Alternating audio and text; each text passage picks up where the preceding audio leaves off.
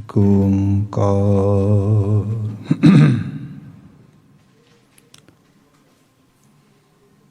ਸਤਿਨਾਮ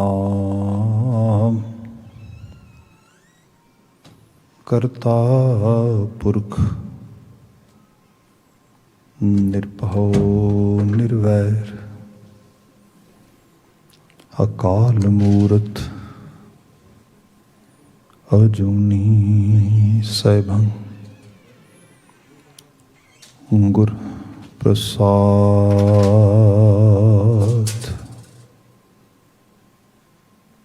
ਬੇਸ਼ੁਮਾਰ ਯਥਾਇ ਗਣਤ ਯਤੁਲ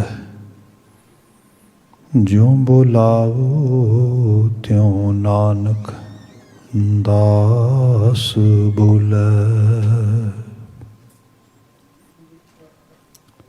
ਧੰਨ ਗੁਰੂਦੇਵ ਜੁਗੋ ਜੁਗ Atal Guru Granth Sahib ji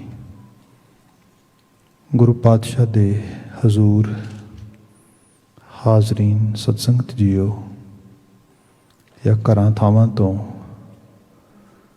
virtual facility ਰਾਹੀਂ ਸੰਗਤ ਦੀ ਸਾਭਾ ਨੂੰ ਗੁਰੂ ਸ਼ਬਦ ਦੀ ਸਾਭਾ ਨੂੰ ਮਾਣ ਪਾ ਰਹੇ ਸਮੂਹ ਦਰਸ਼ਕ ਸਾਹਿਬਾਨ ਜੀਓ, ਅੱਜ ਖਾਲਸਾ ਸਾਜਨਾ ਦਿਵਸ ਦਾ ਪਾਵਨ ਪੁਰਬ ਵਿਸਾਖੀ ਦਾ ਉਰਸ, ਜਿੱਥੇ ਜਿੱਥੇ ਵੀ ਨਾਨਕ ਪ੍ਰਸਤਰਾਂ ਨਾਨਕ ਨਾਮ ਲੇਵਾ ਸੰਗਤਾਂ ਮੌਜੂਦ ਨੇ, ਉਹ ਬੜੇ ਸ਼ਰਧਾ ਉਲਾਸ ਅਕੀਦਤ ਦੇ ਨਾਲ ਆਪਣੀ ਇਸ ਵਿਰਾਸਤ ਨੂੰ, ਆਪਣੇ ਇਸ ਪੁਰਬ ਨੂੰ ਮਨਾ ਰਹੀਆਂ ਨੇ। ਅਸੀਂ ਵੀ ਸਤਸੰਗਤ ਦੇ ਰੂਪ ਦੇ ਵਿੱਚ ਇੱਥੇ ਜੁੜੇ ਹਾਂ। ਕੋਵਿਡ-19 ਦੀ ਇਸ ਸਿਚੁਏਸ਼ਨ ਦੇ ਵਿੱਚ ਸਾਨੂੰ ਇਹ ਸਮਾਂ ਬਣਿਆ ਆਲਮੋਸਟ ਗਾਲਬਨ ਕਹਿ ਲਓ ਕਿ ਸਾਲ ਬਾਅਦ ਹੀ ਇਹੋ ਜਿਹਾ ਕੋਈ ਪੁਰਬ ਆਇਆ ਜਿਹਦੇ 'ਚ ਅਸੀਂ ਥੋੜ੍ਹੇ ਨੰਬਰ ਦੇ ਵਿੱਚ ਇਸ ਤਰੀਕੇ ਨਾਲ ਕਿਸੇ ਪੁਰਬ ਨੂੰ ਸੈਲੀਬ੍ਰੇਟ ਕਰ ਪਾ ਰਹੇ ਹਾਂ।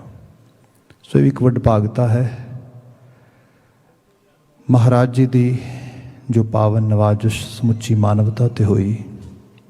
ਦੁਪਹਿਰ ਦੇ ਦੀਵਾਨ 'ਚ ਮੈਂ ਬਾਤ ਪ੍ਰਾਰੰਭ ਕੀਤੀ ਸੀ ਕਿ ਜਿਹਨੂੰ ਕਿਹਾ ਗਿਆ ਕਿ ਉਸ ਪਰਿਪੂਰਨ ਜੀ ਦੀ ਹੁਕਮ ਦੇ ਨਾਲ, ਉਹਦੀ ਨਵਾਜ਼ਿਸ਼ ਦੇ ਨਾਲ ਪ੍ਰਗਟਿਓ ਖਾਲਸਾ ਪਰਮਾਤਮ ਕੀ ਮੌਜ। ਉਹਦੀ ਮੌਜ ਵਿੱਚੋਂ ਇੱਕ ਕਮਿਊਨਿਟੀ, ਇੱਕ ਸਕੂਲ ਆਫ ਥਾਟ, ਇੱਕ ਕੰਪਲੀਟ ਆਈਡੀਓਲੋਜੀ, ਇੱਕ ਸੰਪੂਰਨ ਜੀਵਨ ਜਾਚ, ਜਿਹਨੂੰ ਕਹਿ ਲਓ ਕਿ ਕੰਪਲੀਟ ਵੇ ਆਫ ਲਾਈਫ, ਗੁਰੂ ਬਾਬਾ ਜੀ ਨੇ ਇਸ ਧਰਤੀ 'ਤੇ ਇਜ਼ਾਫਤ ਵਿੱਚ ਲਿਆਂਦੀ, ਉਹਨੂੰ ਪ੍ਰਗਟ ਕੀਤਾ। ਉਸ ਦਿਨ ਨੂੰ ਅਸੀਂ ਮਨਾ ਪਾ ਰਹੇ ਹਾਂ। ਆਓ ਅਗਲੇ ਕੁਝ ਸਮਾਂ ਅਸੀਂ ਇਕੱਤਰ ਗੁਜ਼ਾਰਾਂਗੇ।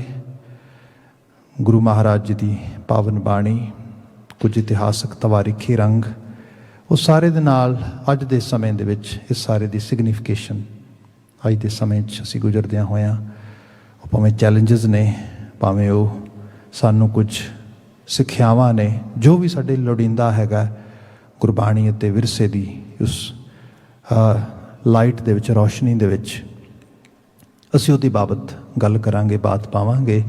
ਸੋ ਆਓ ਮਨ ਬਿਰਤੀਆਂ ਇਕਾਗਰ ਕਰਦੇ ਹੋਏ ਮੈਨੂੰ ਕੁਝ ਕਹਿਣ ਦੀ ਇਜਾਜ਼ਤ ਬਖਸ਼ਦਿਆਂ ਹੋਇਆ ਇੱਕ ਵਾਰ ਸਭ ਪ੍ਰੇਮ ਫਤਿਹ ਬੁਲਾਉਣੀ ਕਹਿ ਦੇਣਾ ਜੀ। ਵਾਹਿਗੁਰੂ ਜੀ ਕਾ ਖਾਲਸਾ, ਵਾਹਿਗੁਰੂ ਜੀ ਕੀ ਫਤਿਹ।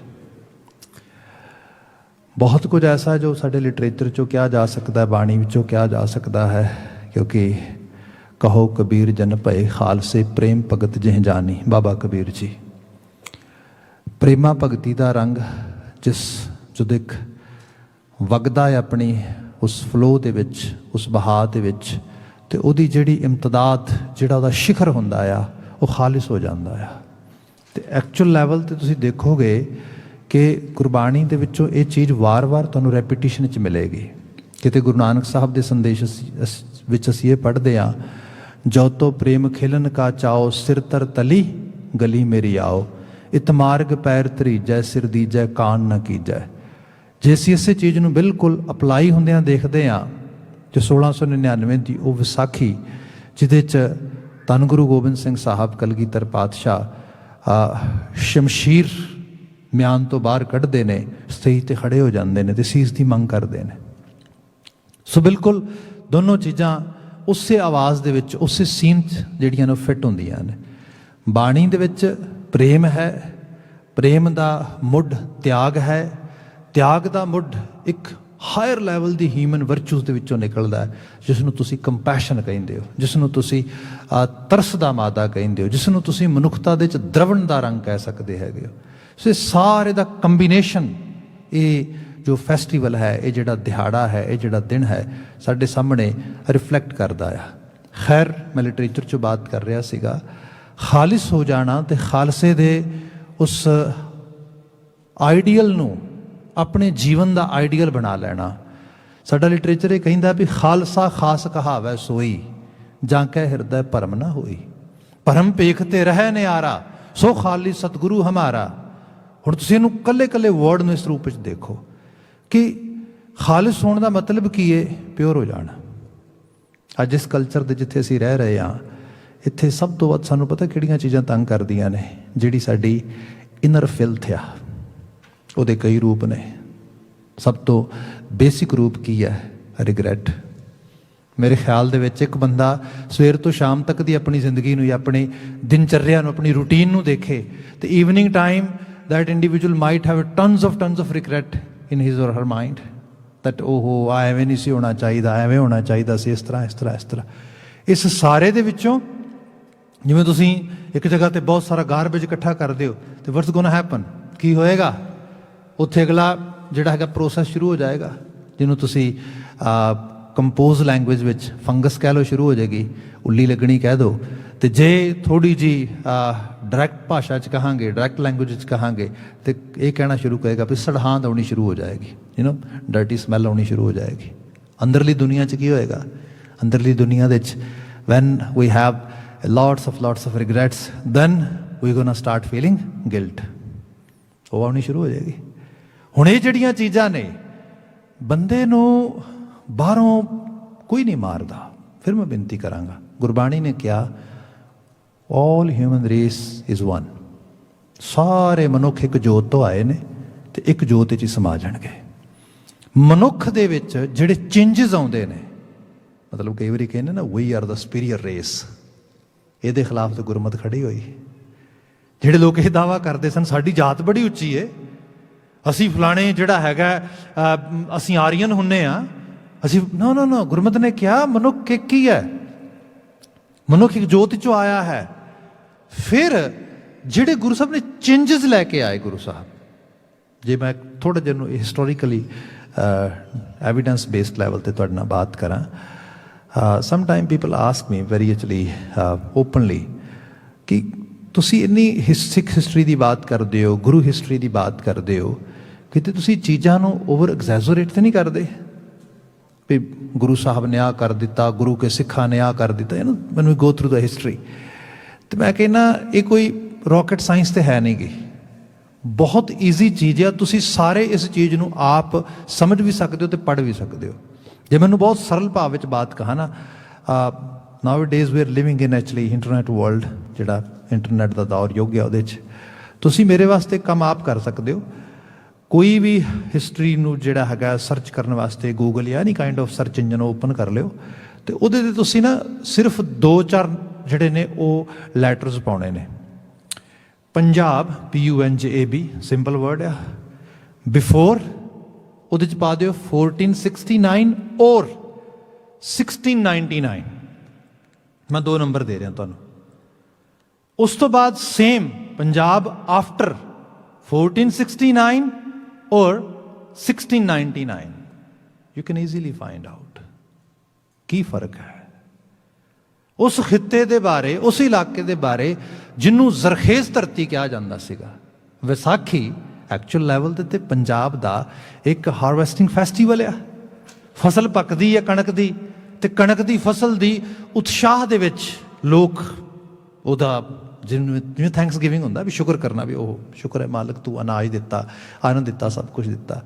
ਪਰ ਬਦਲਦੇ ਦੌਰ ਦੇ ਨਾਲ ਇੱਕ ਚੀਜ਼ ਹੋਰ ਚੇਤੇ ਰੱਖੀਏ, ਕੁਦਰਤ ਦੇ ਨਿਜ਼ਾਮ ਨੂੰ ਪੜ੍ਹੋ ਤੁਸੀਂ, ਜਿਹੜਾ ਮਦਰ ਨੇਚਰ ਦਾ, ਜਿਹਨੂੰ ਅਸੀਂ ਲਾਅ ਆਫ ਨੇਚਰ ਕਹਿੰਦੇ ਆ। ਸਪੋਜ਼ ਤੁਸੀਂ ਫੁੱਲਾਂ ਨੂੰ ਦੇਖਦੇ ਹੋ, ਸਭ ਤੋਂ ਖੂਬਸੂਰਤ ਫੁੱਲ। ਤੇ ਪੰਜਾਬ ਨੂੰ ਬਿਲਕੁਲ ਨਾਲ ਜਿਹੜਾ ਹੈਗਾ ਇਹ ਸ਼ਬਦ ਕਿਉਂਕਿ ਨਾਲ ਹਾਈਮ ਕਰਦਾ ਉਸ ਤਰੀਕੇ ਨਾਲ। ਤੇ ਤੁਸੀਂ ਇਹ ਗੀਤ ਵੀ ਸੁਣਿਆ ਹੋਣਾ ਇੰਦਰਜੀਤ ਸਿੰਘ ਤੁਲਸੀ ਦਾ ਲਿਖਿਆ ਹੋਇਆ, ਹਾਲਾਂਕਿ ਲੋਕ ਕਾਫੀਆ ਬਣਿਆ ਪਿਆ, ਫੁੱਲਾਂ ਵਿੱਚੋਂ ਫੁੱਲ ਗੁਲਾਬ ਨਹੀਂ ਸਹੀਓ, ਦੇਸਾਂ ਵਿੱਚੋਂ ਦੇਸ ਪੰਜਾਬ ਨਹੀਂ ਸਹੀਓ। You might have actually heard or have actually idea about this song little bit। ਹੁਣ ਇਹ ਜਿਹੜੀ ਚੀਜ਼ ਆ, ਤੁਸੀਂ ਗੁਲਾਬ ਦਾ ਫੁੱਲ ਦੇਖੋ, ਗੁਲਾਬ ਦਾ ਫੁੱਲ ਆਪਣੇ ਆਪ ਦੇ ਵਿੱਚ ਫੁੱਲਾਂ 'ਚ ਰਾਜਾ ਮੰਨਿਆ ਜਾਂਦਾ, ਪਰ ਜਿੱਥੇ ਗੁਲਾਬ ਦਾ ਫੁੱਲ ਆ ਮਤਲਬ ਇਤਨਾ ਖੂਬਸੂਰਤ, ਇਤਨੀ ਖੁਸ਼ਬੂ, ਇਤਨਾ ਨੈਚੁਰਲ, ਇੱਕ ਇੱਕ ਪੰਖੁੜੀ ਦੇ ਵਿੱਚ ਮਤਲਬ ਇਸ ਤਰ੍ਹਾਂ ਲੱਗਦਾ ਵੀ ਕਿਆ ਕੁਦਰਤ ਨੇ ਇਹਦੇ 'ਚ ਚੀਜ਼ ਪਾ ਦਿੱਤੀ ਹੈ। ਤੇ ਸੱਚਾਈ ਹੈ ਜਦੋਂ ਗੁਲਾਬ ਆਪਣੇ ਬਿਲਕੁਲ ਪੂਰੇ ਜੋਬਨ ਤੇ ਖਿੜਿਆ ਹੁੰਦਾ ਹੈ ਤਾਂ ਇਤਨਾ ਖਿੜ ਜਾਂਦਾ, ਉਹਨੂੰ ਜ਼ੋਰ ਲਾ ਕੇ ਥੋੜੇ ਜਿਹੇ ਇਸ ਤੱਕ ਹਿਲਾ ਦਿਓ ਨਾ ਤਾਂ ਉਹਦੀਆਂ ਪੰਖੜੀਆਂ ਆਪੇ ਡਿੱਗ ਜਾਂਦੀਆਂ ਨੇ। ਇੰਨਾ ਜ਼ਿਆਦਾ ਉਹ ਬਾਖੂਬ ਇਤਨਾ ਫੈਲਾਅ ਵਿੱਚ ਆ ਜਾਂਦਾ ਹੈ। ਤੇ ਕੁਦਰਤ ਨੂੰ ਪ੍ਰੋਟੈਕਟ ਕਰਨ ਵਾਸਤੇ ਕੀ ਲਾਇਆ ਨਾਲ? ਕੰਡੇ।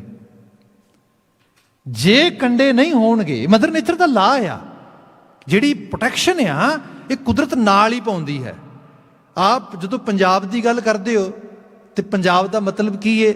ਇੱਕ ਬੜੀ ਜ਼ਰਖੇਜ਼ ਜ਼ਮੀਨ, ਵੈਲ ਫਰਟਾਈਲ ਸੋਇਲ, ਜਿਹਦੇ ਉੱਤੇ ਜਿਹਨੂੰ ਇਹ ਕਹਿ ਲਓ ਕਿ ਇੱਕ ਤਰ੍ਹਾਂ ਦਾ ਏਸ਼ੀਆ ਦਾ ਉਹ ਵੀਟ ਬੈੱਡ ਆ। ਸਾਰੀ ਜਿੰਨੀ ਫੂਡ ਚੇਨ ਆ ਉਸ ਸਾਰੇ ਦਾ ਬੇਸ ਪਤਾ ਕੀ ਹੈ? ਵੀਟ, ਕਣਕ। ਜਿਹੜੇ ਫਾਰਮਰ ਅੱਜ ਵੀ ਉੱਤੇ ਸੜਕਾਂ ਤੇ ਬੈਠੇ ਨੇ ਨਾ, ਇਹ ਸਾਨੂੰ ਕਈ ਵਾਰੀ ਚੀਜ਼ਾਂ ਤੁਸੀਂ, ਮੈਂ ਕਿਹਾ ਅੱਜ ਦੇ ਮਾਹੌਲ ਦੇ ਵਿੱਚ ਤੁਸੀਂ ਸਿਗਨੀਫਿਕੇਸ਼ਨ ਦੇਖੋ ਇਹਨਾਂ ਚੀਜ਼ਾਂ ਦੀ। ਇਹ ਕੋਈ ਅੱਜ ਦੀ ਜੰਗ ਨਹੀਂ ਹੈ। ਪੰਜਾਬ ਦੇ ਜੰਮੇ ਨੂੰ ਨਿਤ ਮੁਹਿੰਮ, ਇੱਧਰ ਕਣਕ ਵੱਡੀ ਹੋ ਰਹੀ ਹੈ, ਕਣਕ ਪੱਕ ਰਹੀ ਹੈ, ਉਸ ਕਿਸਮ ਦੇ ਨਾਲ ਕਣਕ ਦੇ ਨਾਲ ਆਲ ਵਾਲੀਆਂ ਫਸਲਾਂ ਪੱਕ ਰਹੀਆਂ ਨੇ। ਦੂਸਰੇ ਪਾਸੇ ਬਿਲਕੁਲ ਦਰਿਆਂ ਦੇ ਪਰਲੇ ਬੰਨੇ, ਕਿਉਂਕਿ ਦਰਿਆ ਸਿੰਧ ਬਹੁਤ ਵੱਡਾ ਦਰਿਆ ਸੀ, ਕੁਦਰਤ ਨੇ ਇਸ ਧਰਤੀ ਨੂੰ ਨੈਚੁਰਲੀ ਪ੍ਰੋਟੈਕਸ਼ਨ ਦਿੱਤੀ ਸੀਗੀ ਕਿ ਪਰਲੇ ਪਾਸੇ ਉਹ ਇੱਧਰ ਆਉਣਾ ਈਜ਼ੀ ਨਹੀਂ ਸੀਗਾ। ਮਗਰ ਉਹਦੇ ਉਤਲੇ ਪਾਸੇ ਪਹਾੜਾਂ ਦੇ ਵਿੱਚ ਚੋ ਸੀਗੇ, ਛੋਟੇ ਛੋਟੇ ਜਿਹੜੇ ਸੀਗੇ, ਉਸ ਤਰੀਕੇ ਨਾਲ ਉਹਨਾਂ ਨੂੰ ਦर्रे ਕਿਹਾ ਜਾਂਦਾ ਸੀ। ਉਹਨਾਂ ਦੇ ਉੱਤੇ ਬੇੜੀਆਂ ਦੇ ਪੁਲ ਬਣ ਕੇ ਪਰਲੇ ਪਾਸੇ ਤੋਂ ਜਿਹੜਾ ਹੈਗਾ ਉਧਰੋਂ ਖੁਰਾਸਾਨ, ਤੁਰਕਿਸਤਾਨ, ਅਫਗਾਨਿਸਤਾਨ, ਜਿਹੜੇ ਅਫਗਾਨ, ਤੁਰਕ, ਖੁਰਾਸਾਨੀ, ਇਹ ਸਾਰੇ ਹਮਲਾਵਰ ਬਣ ਕੇ ਉਹਨਾਂ ਦਰਿਆਂ ਤੋਂ ਆਉਂਦੇ ਤੇ ਉਹ ਆ ਕੇ ਇੱਥੇ ਹੋਈਆਂ ਫਸਲਾਂ ਜਿਹੜੀਆਂ ਸਾਲਾਂ ਬੱਧੀ ਲੋਕਾਂ ਦਾ ਪੇਟ ਭਰਦੀਆਂ, ਉਹਨਾਂ ਨੂੰ ਲੁੱਟ ਕੇ ਲੈ ਜਾਂਦੇ। ਐਕਚੁਅਲੀ ਪਹਿਲੇ ਲੁਟੇਰੇ ਇੱਥੋਂ ਸ਼ੁਰੂ ਹੋਏ ਸੀ। ਹੌਲੀ ਹੌਲੀ ਫਿਰ ਉਹਨਾਂ ਕਿ ਅੱਗੇ ਵੱਧਦੇ ਲੱਗੇ ਗਏ। ਫਿਰ ਉਹਨਾਂ ਕਿਹਾ ਵੀ ਚਲੋ ਠੀਕ ਹੈ, ਅਮੀਰ ਲੋਕਾਂ ਨੂੰ ਵੀ ਲੁੱਟੋ। ਫਿਰ ਹੌਲੀ ਹੌਲੀ ਉਹਨਾਂ ਨੇ ਇਸ ਲੈਵਲ ਤੇ ਆ ਗਏ, ਉਹਨਾਂ ਨੇ ਇਸ ਖਿੱਤੇ ਦੇ ਧਾਰਮਿਕ ਸਥਾਨ ਹਰ ਚੀਜ਼ ਨੂੰ ਲੁੱਟਿਆ ਇਸ ਰੂਪ ਦੇ ਵਿੱਚ। ਸੋ ਇਹ ਜਿਹੜਾ ਇਸ ਧਰਤੀ ਦਾ ਸਭ ਤੋਂ ਵੱਡਾ ਸ਼ਿੰਗਾਰ ਸੀਗਾ, ਖੂਬਸੂਰਤੀ ਸੀਗੀ, ਜਿਹੜਾ ਵਰ ਸੀਗਾ ਇਹਦੇ ਵਾਸਤੇ, ਉਹ ਇਹਦੇ ਲਈ ਸਰਾਪ ਬਣਨਾ ਸ਼ੁਰੂ ਹੋ ਗਿਆ। ਇੱਧਰ ਫਸਲਾਂ ਪੱਕਣੀਆਂ, ਉਧਰ ਲੋਕਾਂ ਨੂੰ ਪਤਾ ਲੱਗ ਜਾਣਾ ਵੀ ਉਹ ਹਮਲਾਵਰ ਆਏ ਕਿ ਆਏ, ਉਹ ਲੁੱਟਣਗੇ ਆ ਕੇ। ਫਿਰ ਉਹ ਇਕੱਲਾ ਲੁੱਟਣ ਨਹੀਂ ਆਏ, ਇੱਕ ਸਮਾਂ ਐਸਾ ਆਇਆ ਉਹਨੇ ਕਿਹਾ ਵੀ ਵਾਪਸ ਹੀ ਕਿਉਂ ਜਾਣਾ, ਇੱਥੇ ਰਹਿੰਦੇ ਆ। ਉਹਨਾਂ ਨੇ ਫਿਰ ਇੱਕ ਨਵੀਂ ਸਟੈਬਲਿਸ਼ਮੈਂਟ ਬਿਲਡ ਕੀਤੀ। ਉਹਨਾਂ ਨੇ ਇੱਕ ਨਵੇਂ ਕਿਸਮ ਦਾ ਸਿਸਟਮ ਨੂੰ ਲੈ ਕੇ ਆਏ ਜਿਹਨੂੰ ਅਸੀਂ ਫਿਊਡਲ ਸਿਸਟਮ ਕਹਿੰਦੇ ਹਾਂ, ਜ਼ਗੀਰਦਾਰੀ ਨਿਜ਼ਾਮ। ਉਹਨਾਂ ਨੇ ਜ਼ਗੀਰਾਂ ਬਣਾ ਲਈਆਂ, ਉਹਨਾਂ ਜ਼ਗੀਰਾਂ ਦੇ ਵਿੱਚ ਲੋਕਾਂ ਨੂੰ ਬਿਠਾਇਆ। ਲੋਕਾਂ ਦੀ ਫਿਰ ਇੱਕ ਵੱਖਰੇ ਕਿਸਮ ਦੀ ਲੁੱਟ ਸ਼ੁਰੂ ਹੋ ਗਈ। ਲੋਕਾਂ ਨੂੰ ਜਿਹੜਾ ਨਾਮ ਦਿੱਤਾ ਗਿਆ ਉਹ ਦਿੱਤਾ ਗਿਆ ਮਜਾਰੇ। ਇਹ ਲੋਕ, ਇਹ ਮਜਾਰੇ ਨੇ, ਜ਼ਮੀਨ ਤੇ ਰਹਿਣਗੇ, ਜ਼ਮੀਨ ਤੇ ਫਸਲਾਂ ਪੈਦਾ ਕਰਨਗੇ, ਸਭ ਕੁਝ, ਪਰ ਸਭ ਕੁਝ ਪੈਦਾ ਕਰਕੇ ਜ਼ਗੀਰਦਾਰ ਨੂੰ ਦੇਣਗੇ। ਅਦਰਵਾਈਜ਼ ਮਤਲਬ ਤੁਸੀਂ ਜੇ ਪੂਰੀ ਸਲੇਵਰੀ ਦੇਖੋ ਨਾ, ਇੱਥੇ ਮਤਲਬ ਇੱਕ ਨੰਬਰ, ਇੱਕ ਸਾਨੂੰ ਇੱਕ ਡੇਟ ਮਿਲ ਗਈ ਅਗਸਤ ਦੇ ਵਿੱਚ 1947 ਦੇ ਵਿੱਚ, ਜਿਹੜੀ ਕਿ ਅੱਜ ਤੇ ਲੋਕੀ ਓਪਨਲੀ ਕਹਿ ਰਹੇ ਨੇ ਵੀ it was just a power transfer, nothing else. ਜਿਹੜੀ ਐਕਚੁਅਲ ਫਰੀਡਮ ਦੀ ਗੱਲ ਆ ਉਹ ਤੁਸੀਂ ਡੀਪ ਲੈਵਲ ਤੇ ਪਿੱਛੇ ਜਾ ਕੇ ਦੇਖੋਗੇ ਕਿ ਬੰਦੇ ਨੂੰ ਪਕੜਿਆ ਗਿਆ ਕਿਸ ਗੁਨਾਹ ਦੇ ਵਿੱਚ? ਇਸ ਨੇ ਕਿਸੇ ਦੂਜੇ ਧਰਮ ਵਾਲੇ ਦੀ, ਜਿਹੜਾ ਰੂਲਿੰਗ ਜਮਾਤ ਦਾ ਧਰਮ ਆ, ਉਹਦੀ ਗੱਲ ਨਹੀਂ ਮੰਨੀ ਤੇ ਉਹਦੇ ਇਵਜ ਵਿੱਚ ਇਹਨੂੰ ਸਜ਼ਾਏ ਮੌਤ ਦੇ ਦਿਓ। That kind of actually medieval period ਤੋਂ ਲੈ ਕੇ ਇਹ ਸਾਰਾ ਉੱਥੇ ਸਿਸਟਮ ਚੱਲਿਆ, ਜਿਸ ਨੂੰ ਕੇਵਲ ਉਹਦੇ ਖਿਲਾਫ ਲੜੇ ਨਹੀਂ ਲੋਕ, ਉਸ ਨੂੰ ਕੰਪਲੀਟਲੀ ਚੇਂਜ ਕੀਤਾ। ਤੇ ਚੇਂਜ ਕੀਤਾ ਐਸੇ ਸਿਸਟਮ ਦੇ ਵਿੱਚ ਜਿਹੜਾ ਬਿਲਕੁਲ ਨਿਊਟਰਲ ਸੀਗਾ। ਉਸ ਨਿਜ਼ਾਮ ਪਤਾ ਕੌਣ ਲੈ ਕੇ ਆਇਆ? ਮਹਾਰਾਜਾ ਰਣਜੀਤ ਸਿੰਘ, ਜਿਹਦੇ 40 ਸਾਲ ਦਾ ਆਪਣਾ ਸਮਾਂ ਸੀਗਾ ਤੇ 10 ਸਾਲ ਉਹਦੇ ਬਾਅਦ ਇੱਕ ਸਕਸੈਸਰ, ਜੋ ਕਿ ਬਹੁਤ ਸਕਸੈਸਫੁਲ ਨਾ ਹੋ ਸਕੇ, ਉਹਨਾਂ ਦਾ ਟਾਈਮ ਸੀਗਾ। उन्होंने एक भी बंदे नूं इस करके कतल नहीं किया, क्यों? क्योंकि उहदा ते साडा बिलीव सिस्टम होर है, इस करके उत्थे कतल नहीं किया गया। ईवन बंदा कतल ही नहीं किया, कोई कोर्ट लगा के स्पैसीफिकली सजाए मौत ही नहीं सुनाई। काहदे लई सुनानी?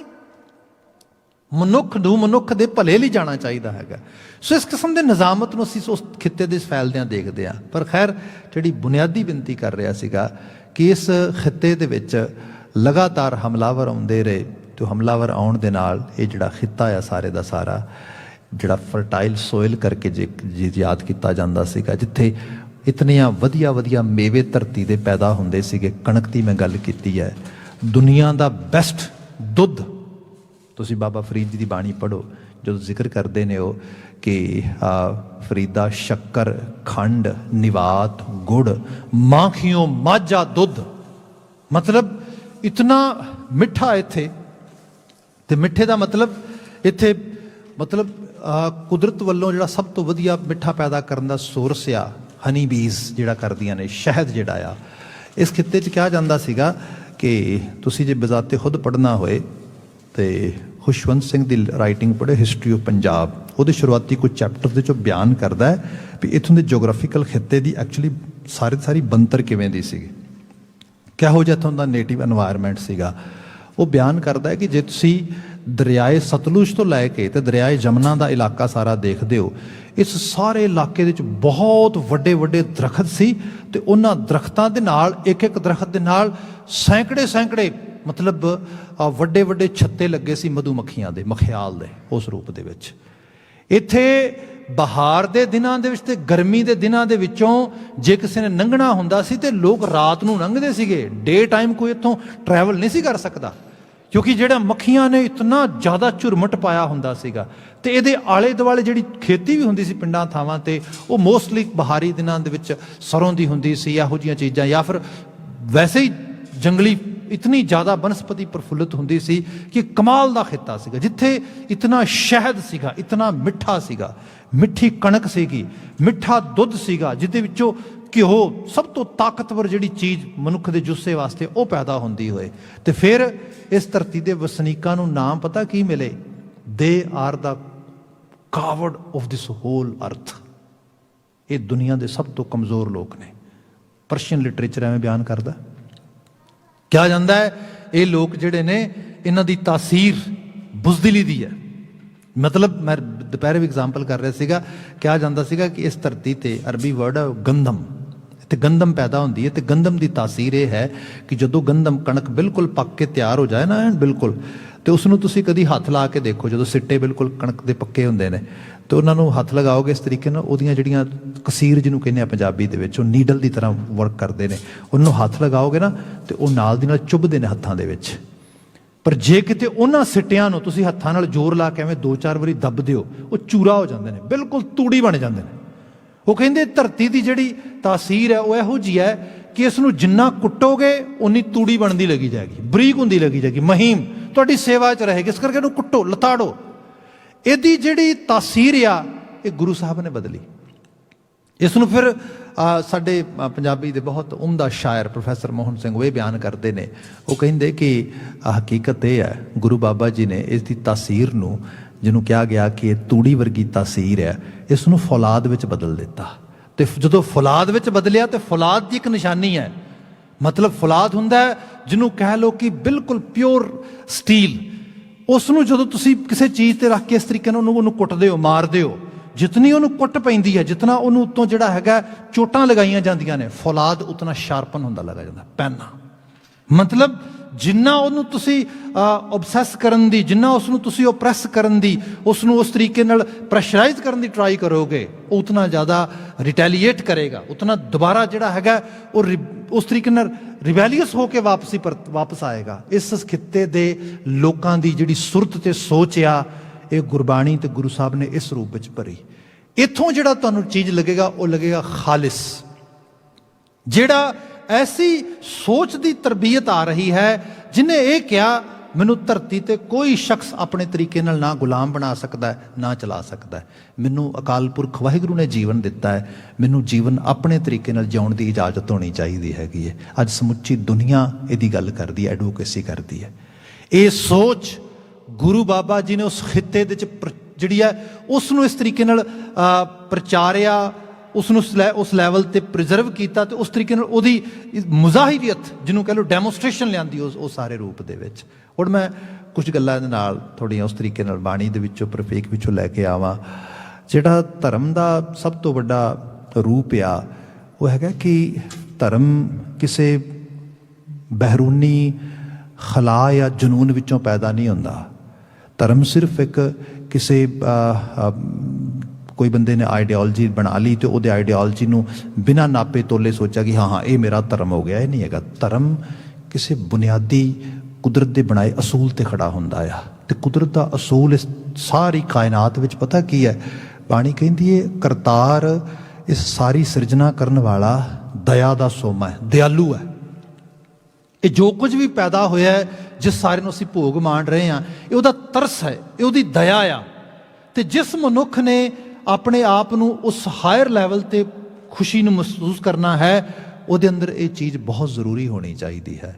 ਸੋ ਜਿੱਥੇ ਗੁਰੂ ਸਾਹਿਬ, ਜਿੱਥੇ ਕਿਤੇ ਵੀ ਤੁਸੀਂ ਪੂਰੇ ਗੁਰੂ ਗ੍ਰੰਥ ਸਾਹਿਬ ਨੂੰ ਪੜ੍ਹੋ, ਜਿਹੜੇ ਲੋਕ ਕਲੇਮ ਕਰਦੇ ਕਿ ਅਸੀਂ ਸਪਿਰਿਚੁਅਲ ਲੋਕ ਹਾਂ, ਵੀ R religious people, Baba ji ਉਹਨਾਂ ਨੂੰ ਵਾਰ-ਵਾਰ ਵੰਗਾਰਦੇ, ਚੈਲੰਜ ਕਰਦੇ, ਅੱਛਾ ਤੁਸੀਂ ਧਰਮੀ ਹੋ?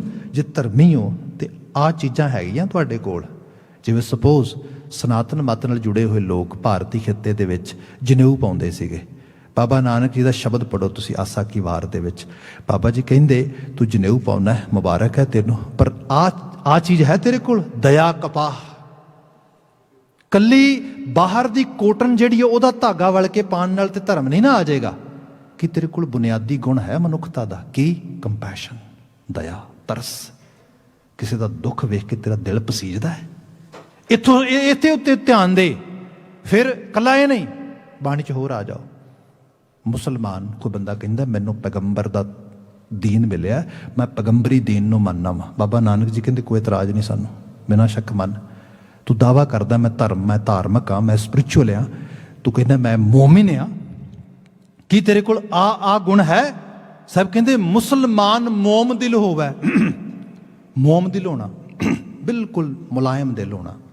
ਤੇਰੇ ਕੋਲ ਤਰਸ ਹੈ, ਦਇਆ ਹੈ ਤੇਰੇ ਕੋਲ? ਜਿਸ ਦਿਨ ਸਾਨੂੰ ਐਜ਼ ਏ ਕਮਿਊਨਿਟੀ ਬਿਲਡ ਕੀਤਾ ਗੁਰੂ ਸਾਹਿਬ ਨੇ, ਆਪ ਦੇਖੋ ਉਸ ਦਿਨ ਆਵਾਜ਼ਾਂ ਦਿੱਤੀਆਂ ਨੇ। ਮਹਾਰਾਜ ਆਨੰਦਪੁਰ ਸਾਹਿਬ ਖੜੇ ਹੁੰਦੇ ਨੇ ਸਟੇਜ 'ਤੇ, ਪਹਿਲੀ ਆਵਾਜ਼ ਦਿੰਦੇ ਨੇ। ਇਹ ਚੀਜ਼ਾਂ ਸਿਰਫ ਐਵੇਂ ਜਿਹੜਾ ਹੈ ਦਿਮਾਗ ਦੀ ਜਿਹੜਾ ਚਲਾਕੀ ਦੇ ਵਿੱਚੋਂ ਪੈਦਾ ਹੋਣ ਵਾਲੀਆਂ ਨਹੀਂ ਹੈਗੀਆਂ, ਕੁਦਰਤ ਦੇ ਕਿਸੇ ਆਪਣੇ ਨਿਜ਼ਾਮ ਵਿੱਚੋਂ ਨਿਕਲੀਆਂ ਨੇ। ਮਹਾਰਾਜ ਆਵਾਜ਼ ਦਿੰਦੇ ਅਤੇ ਪਹਿਲੀ ਆਵਾਜ਼ 'ਤੇ ਜਿਹੜਾ ਉੱਠ ਕੇ ਆਉਂਦਾ ਲਾਹੌਰ ਦਾ ਵਸਨੀਕ, ਉਸ ਨੂੰ ਬਾਬਾ ਜੀ ਪੁੱਛਦੇ ਤੇਰਾ ਨਾਂ ਕੀ ਹੈ? ਤੇ ਪਤਾ ਕਿ ਨਾਂ ਕੀ ਦੱਸਦਾ? ਮੇਰਾ ਨਾਮ ਹੈ ਦਇਆ ਰਾਮ। ਬਾਬਾ ਜੀ ਕਹਿੰਦੇ ਲੋੜੀਂਦਾ ਆ, ਇਹ ਚਾਹੀਦਾ ਆ, ਕਿਉਂਕਿ ਦਇਆ ਤੋਂ ਬਿਨਾਂ ਧਰਤੀ 'ਤੇ ਕੋਈ ਧਰਮ, ਕੋਈ ਮਜ਼ਹਬ, ਕੋਈ ਸਕੂਲ, ਕੋਈ ਵਿਚਾਰਧਾਰਾ, ਕੁਛ ਨਹੀਂ ਚੱਲ ਸਕਦਾ। ਸੋ ਬੁਨਿਆਦ ਇਹ ਹੈ ਕੰਪੈਸ਼ਨ। ਜਦੋਂ ਆਪਾਂ ਸਮਾਜ ਵਿੱਚ ਵਿਚਰਦੇ ਹਾਂ ਨਾ, ਅਤੇ ਸਮਾਜਾਂ ਦੇ ਵਿੱਚ ਦੇਖੋ ਨੋ ਡਾਊਟ ਜਿਹਨੂੰ ਡਿਪਰੈਸ਼ਨ ਕਿਹਾ ਜਾਂਦਾ ਨਾ, ਇਹ ਸਿਰਫ ਇਕੱਲੇ ਕਿਸੇ ਇੱਕ ਦੋ ਇੰਡੀਵਿਜੂਅਲਸ ਨੂੰ ਨਹੀਂ ਹੁੰਦਾ। ਕਈ ਵਾਰੀ ਕੰਪਲੀਟ ਕਮਿਊਨਿਟੀਜ਼ ਦੇ ਗੋ ਅੰਡਰ ਡਿਪਰੈਸ਼ਨ। ਕਈ ਵਾਰ ਜਨਰੇਸ਼ਨ ਬਾਏ ਜਨਰੇਸ਼ਨ ਇਹ ਪਾਸ ਹੋਈ ਜਾਂਦਾ ਹੈ। ਭਾਰਤੀ ਖਿੱਤੇ ਦੇ ਵਿੱਚ ਭਗਤ ਰਚਨਾ ਆਈ ਖੂਬ ਸਾਰੀ, 15 ਭਗਤ ਤੇ ਗੁਰੂ ਗ੍ਰੰਥ ਸਾਹਿਬ ਦੇ ਵਿੱਚ ਹੀ ਨੇ। ਕਈ ਵਾਰ ਲੋਕੀ ਇਸ ਚੀਜ਼ ਨੂੰ ਕਿਸੇ ਤਰੀਕੇ ਨਾਲ ਮਿਸਇਨਫੋਰਮੇਸ਼ਨ ਕਰਕੇ ਜਾਂ ਆਪਣੇ ਆਪ ਕਈ ਵਾਰੀ ਬੰਦਾ ਆਈਡੀਆ ਲਾ ਕੇ ਅਜ਼ੰਪਸ਼ਨ ਵਿੱਚੋਂ ਇਹ ਕਰ ਲੈਂਦਾ ਕਿ ਆਹ ਬਚਨ ਗੁਰੂ ਗੋਬਿੰਦ ਸਿੰਘ ਸਾਹਿਬ ਦੇ ਲਿਖੇ ਨੇ। ਮੈਂ ਪਤਾ ਨਹੀਂ ਕਿੰਨੀਆਂ ਜਗ੍ਹਾ 'ਤੇ ਪੜ੍ਹੇ ਨੇ। ਤੁਸੀਂ ਸ਼ਬਦ ਪੜ੍ਹਦੇ ਹੋ, ਗगन दमामा बाजियो परे निशाना घाओ खेत जो मांडियो सूरमा अब जूजन को दाओ सूरा सो पहचानिए जो लड़े दीन के हेत पुरजा पुरजा कट मरे कभू ना छाड़े खेत। ये गुरु गोबिंद सिंह साहब दे लिखे नहीं है गए, ये भगत कबीर जी की लिखी रचना है। सोच के देखो कितनी रेवोल्यूशनरी रचना है। बाबा कबीर कोई मैदाने जंग च नहीं उतरे, कोई घोड़े की लगाम नहीं फड़ी, कोई ढालां ते शमशीरां नहीं चलाइयां, पर बचन देखो किड्डे कमाल दा लिखिया है। ते कल्ला नहीं कहो, होर बचन बहुत सारे ने। पर सच्चाई ये है समाज दे विच जिस एक लहर दी, जिस एक वड्डी मूवमेंट दी लोड़ आ, वो मूवमेंट नहीं जनरेट हुई। क्यों नहीं जनरेट हुई? क्योंकि समाज आस ही छड्ड गया, होपलैस। डिप्रैशन की बेसिक जिहड़ी डेफिनेशन ਉਹਦੇ 'ਚ ਇਹ ਹੁੰਦਾ ਹੈ, ਬੰਦੇ ਦੇ ਜੀਵਨ ਵਿੱਚੋਂ ਜਦੋਂ ਹੋਪ ਖਤਮ ਹੋ ਜਾਏ, ਉਮੀਦ ਖਤਮ ਹੋ ਜਾਏ, ਆਸ ਖਤਮ ਹੋ ਜਾਏ। ਜਿਵੇਂ ਜਿਵੇਂ ਆਸ ਘਟੇਗੀ, ਜਿਹੜਾ ਡਿਪਰੈਸਿਵ ਥਾਟ ਆ ਉਹ ਵੱਧਦਾ ਲਗਾ ਜਾਏਗਾ ਉਸ ਰੂਪ ਦੇ ਅੰਦਰ। ਸਮਾਜਾਂ ਨੇ ਆਪਣੇ ਹੋਣੀ ਨਾਲ ਸਮਝੌਤਾ ਕਰ ਲਿਆ। ਆਪ ਦੇਖੋ, ਮੁਗਲ ਜ਼ੁਲਮ ਕਰਦਾ ਆ, ਤੇ ਜ਼ੁਲਮ ਕਰਦਾ ਇੰਤਹਾ ਦਾ। ਫਿਰ ਮੈਂ ਬੇਨਤੀ ਕਰਾਂਗਾ, ਮੁਗਲਾਂ ਦੇ ਵਿੱਚ ਤੇ ਮੁਸਲਮਾਨ ਰਿਲੀਜਨ ਨੂੰ ਮੰਨਣ ਵਾਲੇ ਲੋਕਾਂ ਦੇ ਵਿੱਚ ਡਿਫਰੈਂਸ਼ੀਏਟ ਕਰਕੇ ਦੇਖਣ ਦੀ ਲੋੜ ਹੈ। ਮੁਸਲਮਾਨ ਗੁਰੂ ਨੂੰ ਪਿਆਰ ਕਰਨ ਵਾਲੇ ਵੀ ਹੈਗੇ ਨੇ, ਧਰਮ ਦੇ ਨਾਂ 'ਤੇ ਕਿਸੇ ਨਾਲ ਵਿਰੋਧਤਾ ਨਹੀਂ ਹੈ। ਮੁਸਲਮਾਨਾਂ ਵਿੱਚੋਂ ਸਭ ਤੋਂ ਪਹਿਲਾ ਨਾਮ ਭਾਈ ਮਰਦਾਨਾ ਜੀ ਦਾ ਆਉਂਦਾ ਹੈ। 54 ਸਾਲ ਗੁਰੂ ਨਾਨਕ ਸਾਹਿਬ ਦੀ ਰਬਾਬ ਉਹਨੇ ਮੋਢੇ ਤੇ ਚੁੱਕ ਕੇ ਰੱਖੀ। ਗੁਰੂ ਨਾਨਕ ਸਾਹਿਬ ਦੀ ਝੋਲੀ ਦੇ ਵਿੱਚ ਉਸਨੇ ਆਖਰੀ ਸਾਹ ਲਿਆ। ਕੈਸੀ ਹਸਤੀ ਹੋਏਗੀ ਗੁਰੂ ਨਾਨਕ ਸਾਹਿਬ ਨੂੰ ਇਸ਼ਕ ਕਰਨ ਵਾਲੀ। ਸੋ ਇੱਥੇ ਮੁਸਲਮਾਨ ਦੀ ਗੱਲ ਨਹੀਂ ਹੋ ਰਹੀ, ਇੱਥੇ ਉਸ ਮੁਗਲੀਆ ਨਿਜ਼ਾਮਤ ਦੀ ਗੱਲ ਹੋ ਰਹੀ ਹੈ, ਜਿਹੜੀ ਇੱਕ ਧਰਮ ਦਾ ਨਾਮ ਯੂਜ਼ ਕਰਕੇ ਲੋਕਾਂ ਨੂੰ ਗੁਲਾਮ ਬਣਾਉਣ ਦੀ ਜ਼ੁਲਮ ਕਰਦੀ ਸਾਰੇ ਦਾ ਸਾਰਾ। ਜਿਹੜੀ ਕਾਜ਼ੀ ਹੋਏ ਰਿਸ਼ਵਤੀ ਵੱਡੀ ਲੈ ਕੇ ਹੱਕ ਗਵਾਈ, ਉਸ ਕਾਜ਼ੀ ਨੂੰ, ਉਸ ਸ਼ਰਈ ਕਾਨੂੰਨ ਨੂੰ ਆਪਣੇ ਜਿਹੜਾ ਹੈ ਬੜੇ ਨੈਰੋ ਇੰਟਰਸਟ ਲਈ ਉਸ ਨੂੰ ਅਬਿਊਜ਼ ਕਰਦੇ, ਉਸ ਨੂੰ ਉਸ ਤਰੀਕੇ ਨਾਲ ਉਹ ਯੂਜ਼ ਕਰਦੇ। ਉਹ ਸਾਰੇ ਦੀ ਬਾਤ ਹੁੰਦੀ ਹੈ। ਉਹਦੇ ਵਿੱਚ ਉਹ ਇਕੱਲੇ ਇਸ ਤਰੀਕੇ ਨਾਲ ਜ਼ੁਲਮ ਨਹੀਂ ਸੀ ਕਰ ਸਕਦੇ। ਉਹਨਾਂ ਦੀ ਮਦਦ ਕਰਨ ਵਾਲੇ ਲੋਕ ਕੌਣ ਨੇ? ਭਾਰਤੀ ਖਿੱਤੇ ਦੇ ਉਹ ਲੋਕ ਜਿਨ੍ਹਾਂ 'ਤੇ ਜ਼ੁਲਮ ਹੋ ਰਿਹਾ, ਉਹਨਾਂ ਦੇ ਵਿੱਚੋਂ ਹੀ ਉਹ ਧਿਰਾਂ, ਉਹ ਐਲੀਟ ਜਿਹੜਾ ਪੜ੍ਹਿਆ ਲਿਖਿਆ ਵੀ ਹੈ, ਜਿਹੜਾ ਸਮਝਦਾਰ ਵੀ ਹੈ, ਜਿਹਨੂੰ ਪਤਾ ਵੀ ਹੈ ਜ਼ੁਲਮ ਕਰ ਰਹੇ ਨੇ, ਉਹਨਾਂ ਦਾ ਹੱਥ ਠੋਕਾ ਬਣ ਜਾਂਦਾ। ਤੁਸੀਂ ਨਾਮ ਪੜ੍ਹ ਸਕਦੇ ਹੋ ਉਹਨਾਂ ਦੇ ਬਹੁਤ ਸਾਰੇ। ਸਾਡੇ ਘਰ ਵਿੱਚ ਜੇ ਨਾਮ ਲੈਣੇ ਹੋਣ, ਤੁਸੀਂ ਚੰਦੂ ਤੋਂ ਨਾਂ ਸ਼ੁਰੂ ਕਰ ਦਿਓ। ਉਸ ਤੋਂ ਬਾਅਦ ਤੁਸੀਂ ਆ ਜਾਓ ਦੀਵਾਨ ਸੁੱਚਾ ਨੰਦ, ਤੁਸੀਂ ਦੇਖੋ ਨਾ, ਜਾਂ ਉਸ ਤੋਂ ਪਹਿਲਾਂ ਟੋਡਰ ਮੱਲ, ਤੁਸੀਂ ਨਾਮ ਲਈ ਚੱਲੋ ਉਹਨਾਂ ਨੂੰ, ਫਿਰ ਪਤਾ ਲੱਗੇਗਾ ਇਹ ਲੋਕ ਤੇ ਖਿੱਤੇ ਦੇ ਰਹਿਣ ਵਾਲੇ ਸੀਗੇ। ਹਾਂ ਭਾਈ, ਰੀਜ਼ਨ ਇਹ ਸੀਗਾ ਕਿਉਂਕਿ ਇੱਕ ਹੋਪ ਹੀ ਲਾ ਦਿੱਤੀ ਵੀ ਕੋਈ ਇਹੋ ਜਿਹਾ ਨਿਜ਼ਾਮ ਸਥਾਪਿਤ ਹੋ ਸਕਦਾ ਹੈ ਜਿਹਦੇ 'ਚ ਸਾਡੀ ਵੀ ਆਜ਼ਾਦੀ ਹੋਏ, ਸਾਰਿਆਂ ਨੂੰ ਆਪੋ ਆਪਣੇ ਧਰਮ ਮਜ਼ਹਬ ਨੂੰ ਪ੍ਰੈਕਟਿਸ ਕਰਨ ਦੀ ਇਜਾਜ਼ਤ ਹੋ ਸਕੇ। ਜਿਹਨੂੰ ਗੁਰੂ ਸਾਹਿਬ ਨੇ ਬਾਣੀ 'ਚ ਇਸ ਤਰ੍ਹਾਂ ਬਿਆਨ ਕੀਤਾ ਵੀ ਅੰਤਰ ਪੂਜਾ ਪੜ੍ਹੇ ਕਤੇਬਾਂ ਸੰਜਮ ਤੁਰਕਾਂ ਭਾਈ। ਤੁਰਕਾਂ ਦਾ ਭੈ ਇਤਨਾ ਪੈ ਗਿਆ, ਲੋਕ ਅੰਦਰ ਵੜ ਕੇ ਤੇ ਆਪਣਾ ਕੋਈ ਥੋੜਾ ਬਹੁਤਾ ਧਰਮ ਕਰਮ ਕਰ ਲੈਂਦੇ, ਬਾਹਰ ਨਿਕਲ ਕੇ ਤੇ ਉਹ ਕਹਿੰਦੇ ਘਰ ਘਰ ਮੀਆਂ ਸਭਨਾ ਜੀਆਂ ਬੋਲੀ ਅਵਰ ਤੁਮਹਾਰੀ। ਘਰੋਂ ਨਿਕਲਦਿਆਂ ਹੋਏ ਆਪਣੇ ਬੱਚਿਆਂ ਨੂੰ ਇਹ ਕਹਿ ਕੇ ਨਿਕਲਦੇ ਕਿ ਬੇਟਾ ਬਾਜ਼ਾਰ ਜਾ ਰਹੇ ਹਾਂ, ਉੱਥੇ ਮੈਨੂੰ ਪਿਤਾ ਕਹਿ ਕੇ ਨਾ ਬੁਲਾਈ। ਮੈਨੂੰ ਪਤਾ ਕੀ ਕਹਿ ਕੇ ਬੁਲਾਣਾ ਹੈ, ਅੱਬੂ। ਬੇਟਾ ਬਾਜ਼ਾਰ ਜਾ ਰਹੇ ਹਾਂ, ਉੱਥੇ ਸਰਕਾਰੀ ਅਫਸਰ ਆ ਮੈਂ, ਉੱਥੇ ਹੋਰ ਲੋਕ ਵੀ ਹੋਣਗੇ, ਐਸਾ ਨਾ ਹੋਏ ਤੁਸੀਂ ਮੈਨੂੰ ਇਹ ਕਹਿ ਦਿਓ, ਜਾਂ ਮਾਂ ਨੂੰ ਕਹਿ ਦਿਓ ਅੰਮੀ ਨਾ, ਮਾਂ ਨੂੰ ਕਹਿ ਦਿਓ ਮਾਂ, ਮਾਂ ਨੂੰ ਅੰਮੀ ਕਹਿ ਕੇ ਬੁਲਾਣਾ ਆ। ਵਾਈਫ ਨੂੰ ਕਹਿਣਾ ਜੇ ਤੈਨੂੰ ਲੋੜ ਪਏ ਮੈਨੂੰ ਆਵਾਜ਼ ਦੇਣ ਦੀ, ਤੇ ਤੂੰ ਪਤਾ ਕੀ ਕਹਿ ਕੇ ਬੁਲਾਣਾ ਹੈ, ਮੈਨੂੰ ਮੀਆਂ ਜੀ ਕਹਿ ਕੇ ਬੁਲਾਉਣਾ ਹੈ। ਐਕਚੁਅਲੀ ਇਹ ਸਾਰੀ ਸਲੇਵਰੀ ਹੈ। ਆ ਸਾਡੇ ਸਿਰਾਂ ਤੇ ਬੱਝੀਆਂ ਦਸਤਾਰਾਂ, ਇਹ ਚੀਜ਼ਾਂ ਜਿਹੜੀਆਂ ਨੇ ਇਹ ਉਸ ਦੌਰ ਦੀ ਸਾਰੀ ਕਹਾਣੀ ਕਹਿ ਰਹੀਆਂ ਨੇ। ਜਦੋਂ ਗੁਰੂ ਬਾਬਾ ਜੀ ਨੇ ਇਸ ਸਾਰੀ ਸਲੇਵਰੀ ਨੂੰ ਤੋੜਿਆ ਤੇ ਫਿਰ ਇਨ ਗਰੀਬ ਸਿੱਖਨ ਕੋ ਦਿਉ ਪਾਤਸ਼ਾਹੀ, ਇਹ ਪਾਤਸ਼ਾਹੀ ਦਾ ਸਿੰਬਲ ਦਿੱਤਾ ਉਸ ਰੂਪ ਦੇ ਵਿੱਚ। ਸੋ ਇਹ ਸਾਰੀ ਚੀਜ਼ ਉਹਦੇ ਨਾਲ ਕੋਰਿਲੇਟ ਕਰਕੇ ਆਉਂਦੀ ਹੈ। ਪਰ ਇਹ ਸਭ ਦੇ ਵਿੱਚ ਜਦੋਂ ਡਿਪਰੈਸ਼ਨ 'ਚ ਕਮਿਊਨਿਟੀ ਹੈ, ਉਹਦਾ ਅਲੀਟ ਵੀ ਉਹਦੀ ਹੋਣੀ ਦੇ ਉੱਤੇ ਚੁੱਪ ਕਰ ਜਾਂਦਾ। ਸਾਰੇ ਸਵੀਕਾਰ ਕਰ ਲੈਂਦੇ ਨੇ। ਇਹਨੂੰ ਬਾਹਰ ਕਿਵੇਂ ਕੱਢਿਆ ਜਾਏ? ਇੱਕ ਤਾਂ ਤਰੀਕਾ ਇਹ ਹੈਗਾ ਕਿ ਇਹਨਾਂ ਨੂੰ ਜ਼ਾਲਮ ਬਣਾ ਦਿਓ, ਜੰਗੇਜ਼ ਖਾਂ ਵਰਗੇ। ਜੋ ਮਰਜ਼ੀ ਹੋ ਜਾਏ, ਬਸ ਇੱਕੋ ਧੁਨ ਤੇ ਪੱਕੇ ਵੀ ਜੋ ਸਾਡੇ ਸਿਰਮੌਰ ਲੀਡਰ ਨੇ ਕਹਿਤਾ ਉਹਨੂੰ ਗੱਲ ਮੰਨਦਿਆਂ ਹੋਇਆਂ, ਭਾਵੇਂ ਬੰਦੇ ਕਤਲ ਕਰਨੇ ਪੈਣ, ਭਾਵੇਂ ਬੱਚੇ ਕਤਲ ਕਰਨੇ ਪੈਣ, ਭਾਵੇਂ ਜ਼ੁਲਮ ਕਰਨਾ ਪਏ, ਜਿਹਨੂੰ ਤੁਸੀਂ ਮੋਰਲ ਵੈਲਿਊਜ਼ ਕਹਿੰਦੇ ਹੋ, ਜਿਹਨੂੰ ਤੁਸੀਂ ਹਿਊਮੈਨਿਟੀ ਕਹਿੰਦੇ ਹੋ, ਉਹ ਸਾਰੀ ਨੂੰ ਸਾੜ ਕੇ ਸਵਾਹ ਕਰ ਦਿਓ। ਇਹਦੇ ਨਾਲ ਕੋਈ ਮਨੁੱਖਤਾ ਦਾ ਨਾ ਤੇ ਭਲਾ ਹੀ ਹੁੰਦਾ ਹੈ, ਨਾ ਕੋਈ ਧਰਮ ਜਾਂ ਕੋਈ ਆਲਾ ਕਿਸਮ ਦੀ ਕੋਈ ਆਈਡੀਓਲੋਜੀ ਪੈਦਾ ਹੁੰਦੀ ਹੈ। ਗੁਰੂ ਬਾਬਾ ਜੀ ਨੇ ਕੀ ਕੀਤਾ? ਗੁਰੂ ਸਾਹਿਬ ਨੇ ਧਰਮ ਦੀ ਫਿਜ਼ਾ ਦਇਆ ਤੋਂ, ਤਰਸ ਤੋਂ ਪੈਦਾ ਕੀਤੀ। ਕਿਹਾ ਮਨੁੱਖ ਲਈ ਤਰਸ ਰੱਖੇ, ਦਇਆ ਰੱਖੇ, ਤੇ ਇਹਦੇ ਲਈ ਬਹੁਤ ਸਾਰੇ ਸੈਕਰੀਫਾਈਸਿਸ ਕਰਨੇ ਪੈਣਗੇ ਭਾਈ। ਜਿਹੜਾ ਬੰਦਾ ਕੰਪੈਸ਼ਨੇਟ ਹੋਏਗਾ, ਜਿਸ ਬੰਦੇ ਦੇ 'ਚ ਮਤਲਬ ਬੜਾ ਕਾइंड ਹਾਰਟਡ ਹੋਏਗਾ, ਉਹ ਤੇ ਭਾਈ ਕਿਸੇ ਦਾ ਦੁੱਖ ਵੇਖ ਕੇ ਬਰਦਾਸ਼ਤ ਨਹੀਂ ਕਰ ਸਕੇਗਾ। ਹੋ ਸਕਦਾ ਹੈ ਉਹਨੂੰ ਆਪਣੀ ਰੋਟੀ ਵਿੱਚੋਂ ਰੋਟੀ ਤੋੜ ਕੇ ਉਹਨੂੰ ਦੇਣੀ ਪਏ। ਇਸ ਕਰਕੇ ਅਸੂਲ ਇਹੋ ਜਿਹੇ ਪਾਲ ਕੇ ਲਿਆਂਦੇ ਜਿਹਦੇ ਵਿੱਚ ਸ਼ੇਅਰਿੰਗ, ਜਿਹਨੂੰ ਅਸੀਂ ਵੰਡ ਕੇ ਛਕਣ ਦੀ ਗੱਲ ਕਹਿੰਦੇ ਆ, ਜਿਹਦੇ ਵਿੱਚ ਪੰਗਤ, ਦੂਜਿਆਂ ਨੂੰ ਨਾਲ ਬਿਠਾ ਕੇ ਬਰਾਬਰ ਦਾ ਸਤਿਕਾਰ ਦੇਣ ਦੀ ਗੱਲ ਕਹਿੰਦੇ ਆ। ਫਿਰ ਅਲਟੀਮੇਟਲੀ ਬਾਤ ਐਸੀ ਆਈ, ਗੁਰੂ ਸਾਹਿਬ ਨੇ ਉਸ ਕੁਰਬਾਨੀ ਦੇ ਉਸ ਦੌਰ ਨੂੰ ਪੈਦਾ ਕੀਤਾ ਜਿਹਦੇ 'ਚ ਕਿਹਾ, ਮੈਂ ਤੇ ਭਾਵੇਂ ਤੱਤੀ ਤਵੀ ਤੇ ਬੈਠ ਜਾਵਾਂ ਪਰ ਹੋਰ ਕਿਸੇ ਨੂੰ ਤੱਤੀ ਵਾਹ ਨਾ ਲੱਗੇ, ਹੋਰ ਕਿਸੇ ਨੂੰ ਜਿਹੜਾ ਹੈਗਾ ਉਹਨਾਂ ਦਾ ਭਲਾ ਹੀ ਹੋਏ, ਉਹਨਾਂ ਦਾ ਨੁਕਸਾਨ ਨਾ ਹੋਏ। ਫਿਰ ਇੱਕ ਸੋਚ, ਦੋ ਸੋਚ, ਚਾਰ ਸੋਚ, ਇਹ ਸੋਚ ਲਗਾਤਾਰ ਇਜ਼ਾਫੇਦਾਰੀ ਵਿੱਚ ਆਉਂਦੀ ਹੈ। ਤੇ ਅਸੀਂ ਇਹਦਾ ਰੰਗ ਦੇਖਦੇ ਹਾਂ। ਜੇ ਮੈਂ ਵਾਈਂਡ ਅਪ ਕਰਦਾ ਹੋਇਆ ਇਹਨੂੰ ਸਾਰਿਆਂ ਨੂੰ ਇਸ ਤਰੀਕੇ ਨਾਲ ਬਿਆਨ ਕਰਾਂ ਕਿ ਜਿਸ ਵਕਤ ਗੁਰੂ ਸਾਹਿਬ ਉਸ ਬਿਲਕੁਲ ਥ੍ਰੈਸ਼ਹੋਲਡ ਨੂੰ ਟੱਚ ਕਰਦੇ ਨੇ, ਉਦੋਂ ਇਹ 1699 ਦੀ ਵਿਸਾਖੀ ਵਾਲਾ ਦਿਨ ਆਉਂਦਾ ਹੈ। ਪਹਿਲੀ ਆਵਾਜ਼ ਭਾਈ ਦਇਆ ਰਾਮ ਮਹਾਰਾਜ ਨੇ ਕਿਹਾ, ਬਿਲਕੁਲ ਠੀਕ ਹੈ, ਚਾਹੀਦਾ ਹੈ। ਤੋਂ ਦੂਸਰੀ ਆਵਾਜ਼ ਭਾਈ ਧਰਮ ਚੰਦ ਦਿੱਲੀ ਤੋਂ ਉਹ ਆਏ ਨੇ। ਤੀਸਰੀ ਆਵਾਜ਼, ਗੁਰੂ ਸਾਹਿਬ ਦੀ ਤੀਸਰੀ ਆਵਾਜ਼ ਦੇ ਉੱਤੇ ਭਾਈ ਹਿੰਮਤ ਸਿੰਘ ਉਹ ਆਏ ਨੇ ਦੁਆਰਕਾ ਤੋਂ। ਗੁਰੂ ਬਾਬਾ ਜੀ ਕਹਿੰਦੇ ਹਾਂ ਭਾਈ ਇਹ ਵੀ ਚਾਹੀਦੀ ਹੈ। ਚੌਥੀ ਆਵਾਜ਼ ਦੇ ਉੱਤੇ ਭਾਈ ਮੋਹਕਮ ਸਿੰਘ ਜਿਹੜੇ ਕਿ ਕਿਹਾ ਗਿਆ ਜਗਨਨਾਥਪੁਰੀ ਤੋਂ ਆਉਂਦੇ ਨੇ। ਹੁਣ ਇਹ ਜਿਹੜੀਆਂ ਚੀਜ਼ਾਂ ਨੇ, ਪੰਜਵੀਂ ਆਵਾਜ਼ ਦੇ ਉੱਤੇ ਕਹਿੰਦੇ ਨੇ ਬਿਦਰ ਤੋਂ ਭਾਈ ਸਾਹਿਬ ਚੰਦ ਉਹ ਆਉਂਦੇ ਨੇ, ਜਿਨ੍ਹਾਂ ਨੂੰ ਗੁਰੂ ਮਹਾਰਾਜ ਮੁੜ ਕੇ ਫਿਰ ਖੰਡੇ ਬਾਟੇ ਦੀ ਪਹੁਲ ਦਿੰਦੇ ਤੇ ਉਹਨਾਂ ਨੂੰ ਸਿੰਘ ਨਾਮ ਦਿੰਦੇ। ਉਹ ਸਾਰੀ ਚੀਜ਼ ਅਸੀਂ ਦੇਖਦੇ ਹੈਗੇ ਆ। ਹੁਣ ਮੈਂ ਜੇ ਸਿਰਫ ਇਹਨਾਂ ਲਫ਼ਜ਼ਾਂ ਨੂੰ ਤੁਹਾਡੇ ਸਾਹਮਣੇ ਰੱਖਾਂ, ਆਪ ਦੇਖਦੇ ਹੋ ਜਿਹੜੀ ਮੁਹਕਮਤਾਈ ਹੈ, ਮੁਹਕਮਤਾਈ ਦਾ ਮਤਲਬ ਹੁੰਦਾ ਡਿਟਰਮੀਨੇਸ਼ਨ।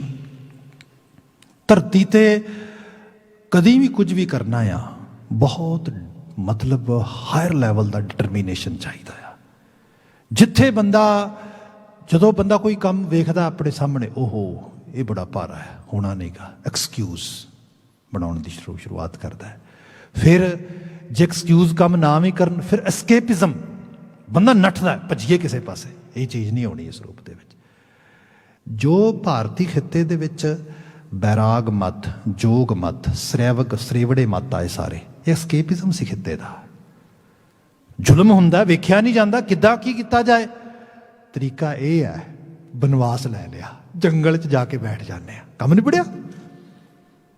ਬਾਬਾ ਬੰਦਾ ਸਿੰਘ ਬਹਾਦਰ ਜਿਹੜਾ ਬਾਅਦ ਦੇ ਵਿੱਚ ਆਪਣੀ ਬੋਟੀ ਉਤਰਵਾ ਦਿੰਦਾ ਦਿੱਲੀ ਦੀ ਕਤਲਗਾਹ ਦੇ ਵਿੱਚ ਬੈਠ ਕੇ, ਐਕਚੁਅਲ ਲੈਵਲ ਤੇ ਐਸਕੇਪਿਜ਼ਮ ਦੀ ਸਭ ਤੋਂ ਵੱਡੀ ਐਗਜ਼ਾਮਪਲ ਹੈ।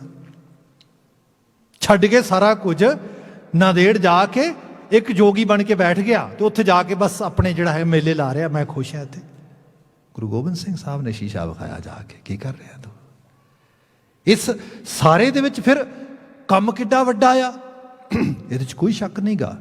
ਕੋਈ 600-700 ਸਾਲ ਦੀ ਸਟੈਬਲਿਸ਼ਮੈਂਟ ਜਿਹੜੀ ਹੈ ਮੁਗਲਾਂ ਦੀ, ਤੇ ਜਿਹਦੇ 'ਚ ਸਾਰਾ ਅਲੀਟ ਨਾਲ ਲੱਗ ਗਿਆ ਆ, ਉਹਨਾਂ ਨੂੰ ਕੌਣ ਤੋੜੇਗਾ? ਕੋਈ ਵੀ ਨਹੀਂ ਤੋੜ ਸਕਦਾ। ਇਹ ਤੇ ਪੱਥਰ ਦੀ ਬਜਾਏ ਕਹਿ ਲਓ ਇੱਕ ਲੋਹੇ ਦੀ ਦੀਵਾਰ ਹੈ, ਚਟਾਨ ਵਰਗੀ, ਜਿਹਦੇ ਸਿਰ ਮਾਰਿਆ ਸਿਰ ਹੀ ਭੱਜਣਾ। ਪਰ ਡਿਟਰਮੀਨੇਸ਼ਨ ਇੰਨਾ ਹੋਏ, ਪਤਾ ਹੋਏ ਇਹਦੇ ਵਿੱਚੋਂ ਪਰਲੇ ਪਾਸੇ ਚਲੇ ਜਾਣਾ ਆ, ਇਹ ਤੋੜ ਦੇਣੀ ਹੈ। ਇੱਕ ਨਵੀਂ ਦੁਨੀਆ, ਇੱਕ ਨਵਾਂ ਜ਼ਮਾਨਾ, ਇੱਕ ਨਵੀਂ ਇੱਥੇ ਜਿਹੜਾ ਸੰਸਾਰ ਨੂੰ ਵਸਾਉਣ ਦੀ ਸਾਡੇ 'ਚ ਐਬਿਲਿਟੀ ਹੈ। ਇਹ ਸਾਰੀ ਚੀਜ਼ ਹੋਏ ਬੰਦੇ ਦੇ ਵਿੱਚ, ਪਰ ਇਹਦੀ ਬੁਨਿਆਦ ਦੇ ਅੰਦਰ ਜਿਹੜੀ ਗੁਣ ਨੇ, ਜਿਨ੍ਹਾਂ 'ਚ ਪਹਿਲੇ ਮੈਂ ਬਾਤ ਕੀਤੀ ਦਇਆ ਦੀ, ਤੇ ਦੂਸਰੀ ਜਿਹੜੀ ਬਾਤ ਹੈ ਹਿੰਮਤ, ਕਰੇਜ। ਮਤਲਬ ਇਹ ਇੱਕ ਚੀਜ਼ ਹੋਰ ਲੈ ਲੈਣਾ ਇਹਦੇ ਨਾਲ। ਕਈ ਵਾਰੀ ਸਾਨੂੰ ਇਹ ਲੱਗਦਾ ਕਿ ਸ਼ਾਇਦ ਗੁਰੂ ਬਾਬਾ ਜੀ ਨੇ ਉਦਣ ਖੰਡਾ ਲੈ ਲਿਆ, ਬਾਟਾ ਲੈ ਲਿਆ, ਤੇ ਉਹ ਖੰਡਾ ਬਾਟਾ ਸਿਰਫ ਬਰਤਨ ਸੀਗੇ। ਮੈਂ ਕੁਝ ਖੈਰ ਸਾਡੇ ਘਰ ਦੇ ਲੋਕਾਂ ਨੇ ਬਹੁਤ ਕੁਝ ਲਿਖਿਆ। ਮੈਂ ਉਰਦੂ ਦੇ ਇੱਕ ਦੋ ਨਜ਼ਮਕਾਰਾਂ ਦੀ ਨਜ਼ਮ ਤੁਹਾਡੇ ਨਾਲ ਸ਼ੇਅਰ ਕਰ ਦੇਣਾ ਕਿਉਂਕਿ ਟਾਈਮ ਜਾ ਰਿਹਾ ਹੈ। ਉਹ ਕਹਿੰਦਾ ਵੀ ਮੈਨੂੰ ਜਦੋਂ ਸਾਰਾ ਮੈਂ ਮੰਜ਼ਰ ਦੇਖਦਾ, ਉਹ ਕਹਿੰਦਾ ਮੰਜ਼ਰ ਕੁਝ ਇਸ ਤਰ੍ਹਾਂ ਹੈ ਕਿ ਲੋਹੇ के बर्तन में पानी भरा, पानी में लोहे का खंडा धरा, हिलाया वो खंडा जो मैंने जरा, तो पानी में लोहे का जोहर घुला, नजर हर कतरा उछलते हुए, उभरते हुए और मचलते हुए, उन कतरों से एक बूंद चिड़िया ने पी, धर ली ज़बां उसने शाहबाज की। मैं दी व्याख्या भी नाल थोड़ी करा। वो कहता लोहे के बर्तन में पानी भरा, लोया ਸਰਬ ਲੋਕ ਕੀ ਰੱਛਿਆ ਹਮੈ। ਦੇਖੋ ਲੋਹਾ ਜਦੋਂ ਬੰਦੇ ਦੇ ਹੱਥ ਵਿੱਚ ਆਉਂਦਾ ਆ, ਬੰਦਾ ਕਿਉਂਕਿ ਇੱਕ ਬੜੀ ਸਭ ਤੋਂ ਸਖਤ ਧਾਤ ਆ, ਇਹਦੇ ਨਾਲ ਜੋ ਚੀਜ਼ ਨੂੰ ਚਾਹੇ ਕੱਟ ਸਕਦਾ, ਵੱਢ ਸਕਦਾ। ਤੇ ਮੈਦਾਨੇ ਜੰਗ ਦੇ ਵਿੱਚ ਲੋਹਾ ਲੈ ਕੇ ਉਤਰਦੇ ਨੇ ਲੋਕ। ਰੂਪ ਬਦਲ ਗਿਆ, ਅੱਜ ਦਾ ਰੂਪ ਗਨਜ਼ ਹੋ ਗਈਆਂ ਨੇ, ਤੋਪਾਂ ਹੋ ਗਈਆਂ ਨੇ, ਮਿਜ਼ਾਈਲਸ ਹੋ ਗਈਆਂ ਨੇ, ਪਰ ਐਕਚੁਅਲੀ ਹੈ ਤੇ ਲੋਹਾ ਹੀ ਸਾਰਾ ਦਾ ਸਾਰਾ। ਪਰ ਜੇ ਡੀਪ ਲੈਵਲ ਤੇ ਦੇਖਿਆ ਜਾਏ ਨਾ, ਜਿਨ੍ਹਾਂ ਨੇ ਆਪਣੇ ਹੱਥਾਂ ਵਿੱਚ ਲੋਹਾ ਫੜਨਾ ਆ, ਉਹਨਾਂ ਦੇ ਇਰਾਦੇ ਤੇ ਉਹਨਾਂ ਦਾ ਅੰਦਰ ਹੌਸਲਾ ਉਹ ਵੀ ਲੋਹੇ ਵਰਗਾ ਚਾਹੀਦਾ। ਜੇ ਉਹ ਅੰਦਰ ਲੋਹੇ ਦੇ ਨਹੀਂ ਬਣਨਗੇ, ਬਾਹਰ ਲੋਹਾ ਨਹੀਂ ਫੜ ਸਕਣਗੇ। ਫਾਹਰ ਤੇ ਜਿਹੜਾ ਹੈ, ਤੁਸੀਂ ਹੋਰ ਨਜ਼ਮਾਂ ਪੜ੍ਹੋ ਆਪਣੇ ਘਰ ਦੇ, ਬਹੁਤ ਸਾਰੇ ਦਾਨਿਸ਼ਮੰਦਾਂ ਦੀਆਂ ਲਿਖੀਆਂ ਹੋਈਆਂ। ਉਹ ਕਹਿੰਦੇ ਕਿ ਜਿਹੜਾ ਭਾਰਤੀ ਖਿੱਤੇ ਦਾ ਵਸਨੀਕ ਸੀਗਾ, ਮਤਲਬ ਜਿਹਨੂੰ ਅਸੀਂ ਹਿੰਦੁਸਤਾਨ ਕਹਿੰਦੇ ਆ, ਉਹ ਲਫ਼ਜ਼ ਇਹ ਕਹਿੰਦਾ ਵੀ ਹਮ ਹਿੰਦੀ ਤੋਲੇ ਤਕੜੀ, ਨੰਗੀ ਕਰਦ ਕਬੂ ਨਹੀਂ ਪਕੜੀ, ਚਿੜੀ ਉੜੇ ਡਰ ਸੇ ਮਰ ਜਾਏ, ਇਨ ਤੁਰਕਨ ਸੇ ਕੈਸੇ ਲੜ ਪਾਏ। ਮਤਲਬ ਇੱਥੋਂ ਦਾ ਆਮ ਵਸਨੀਕ ਜਿਹੜਾ ਆ, ਉਹ ਇਤਨਾ ਜ਼ਿਆਦਾ ਭੈਭੀਤ ਹੈ, ਉਹ ਕਹਿੰਦਾ ਕਰਦ ਨਹੀਂ ਫੜਨੀ, ਨਾ ਨਾ ਨਾ, ਲੋਹੇ ਦੀ ਚੀਜ਼ ਫੜੀ ਨਹੀਂ ਤੇ ਮੁਗਲਾਂ ਨੇ ਤੇ ਆਹੂ ਲਾ ਕੇ ਰੱਖ ਦੇਣੇ ਨੇ ਸਾਡੇ, ਕਿਉਂਕਿ ਉਹ ਤੇ ਇੰਨੇ, ਉਹਨਾਂ ਕੋਲ ਤੇ ਇੰਨੇ ਰਿਸੋਰਸਸ ਨੇ, ਸਭ ਚੀਜ਼ਾਂ ਨੇ। ਫਿਰ ਇਹ ਕੀ ਹੈ, ਇੱਥੇ ਇੱਕ ਐਸੀ ਰਹਿਣੀ ਰਹਿਤ ਪਾ ਦਿੱਤੀ ਜਿਹਦੇ 'ਚ ਕਿਹਾ ਗਿਆ ਨਾ ਸਰਬ ਲੋਕ ਕੀ ਰੱਛਿਆ ਹਮੈ। ਲੋਹੇ ਦਾ ਬਾਟਾ, ਲੋਹੇ ਦਾ ਖੰਡਾ ਵਿੱਚ ਰੱਖ ਕੇ ਉਸ ਨੂੰ ਇਸ ਰੂਪ ਵਿੱਚ ਫੇਰਿਆ। ਹੁਣ ਇਹਦੇ ਮਾਇਨੇ ਕੀ ਨੇ ਕਿ ਇਤਨੀ ਕੁ ਹਿੰਮਤ ਦੇ ਦਿੱਤੀ ਕਿ ਬੰਦਾ ਹਰ ਇੱਕ ਇਸ਼ੂ ਨੂੰ, ਹਰ ਇੱਕ ਮੁਸ਼ਕਲ ਨੂੰ ਚੈਲੰਜ ਕਰੇ। ਹੁਣ ਮੈਂ ਜਦ ਚੈਲੰਜ ਕਰਨ ਦੀ ਗੱਲ ਕਰ ਰਿਹਾ ਨਾ, ਬਾਹਰ ਤੇ ਚੈਲੰਜ ਬਾਅਦ ਵਿੱਚ ਕਰਾਂਗੇ, ਪਹਿਲਾਂ ਆਪਣੇ ਅੰਦਰ ਤੇ ਕਰਾਂਗੇ ਨਾ। ਜੇ ਅੰਦਰੋਂ ਹੀ ਚੈਲੰਜ ਨਹੀਂ ਕਰ ਪਾਵਾਂਗੇ, ਹੁਣ ਬੰਦੇ ਦੇ ਅੰਦਰ ਡਰ ਪਏ ਨੇ, ਪਹਿਲਾਂ ਅੰਦਰਲੇ ਡਰ ਨੂੰ ਚੈਲੰਜ ਕਰ। ਗੁਰੂ ਤੇਗ ਬਹਾਦਰ ਸਾਹਿਬ ਤੋਂ ਬਾਅਦ ਗੁਰੂ ਗੋਬਿੰਦ ਸਿੰਘ ਸਾਹਿਬ ਆਉਂਦੇ ਨੇ। ਗੁਰੂ ਤੇਗ ਬਹਾਦਰ ਸਾਹਿਬ ਆਪਣੇ 3 ਪਿਆਰੇ ਅਜ਼ੀਜ਼ ਸਿੱਖਾਂ ਦੇ ਨਾਲ ਚਾਂਦਨੀ ਚੌਂਕ 'ਚ ਕੁਰਬਾਨੀ ਕਰਦੇ ਨੇ।